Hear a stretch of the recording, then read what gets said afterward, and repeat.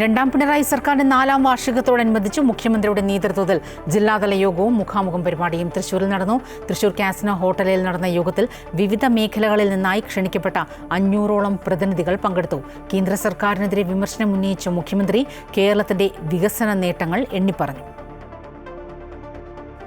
സംസ്ഥാന സർക്കാരിന്റെ 4ാം വാർഷികത്തോടനുബന്ധിച്ച 3 പരിപാടികളാണ് തൃശൂർ ജില്ലയിൽ നടക്കുന്നത്. അതിൽ ആദ്യത്തേതാണ് മുഖാമുഖം പരിപാടി. മുഖ്യമന്ത്രിയുടെ നേതൃത്വത്തിലുള്ള ജില്ലാതല യോഗം രാവിലെ 10 മുതൽ 12:30 വരെ തൃശൂർ കാസിനോ ഹോട്ടലിൽ നടന്നു. സംസ്ഥാന സർക്കാരിന്റെ സർവ്വ മേഖലകളിലെയും നേട്ടങ്ങൾ എണ്ണിപ്പറഞ്ഞ മുഖ്യമന്ത്രി പ്രതിപക്ഷത്തെയും കേന്ദ്ര സർക്കാരിനെയും രൂക്ഷമായി വിമർശിച്ചു. എല്ലാം ശരിയാക്കുമെന്ന് LDF പറഞ്ഞപ്പോൾ ജനങ്ങൾ വിശ്വസിച്ചു. എല്ലാ കാര്യങ്ങളും ശരിയാക്കുന്നതിന് എല്ലാ ഭാഗങ്ങളിൽ നിന്നും പിന്തുണ ലഭിക്കണം.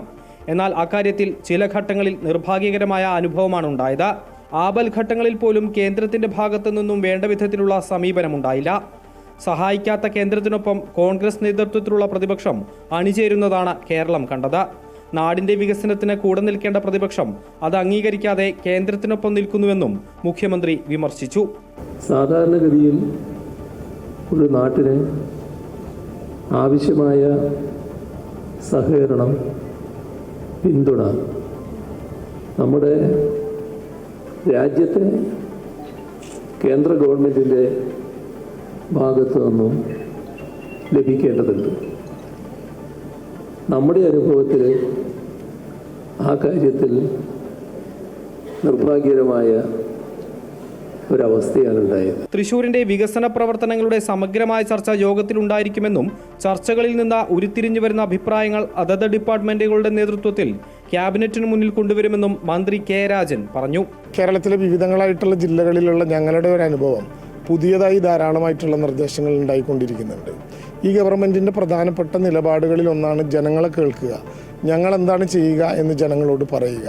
ഈ 2 കാര്യവും അവസാനത്തെ ഘട്ടം വരെ കൊണ്ടുപോകുന്നതിൻ്റെ ഭാഗമായിട്ടാണ് ഈ മുഖാമുഖം. ഭാവി കേരളം രൂപപ്പെടുന്നതിന് സഹായകരമായ ആശയം സമാഹരിക്കുക എന്നത് മുഖ്യമന്ത്രി തുടർന്നു പോരുന്ന രീതിയാണ്.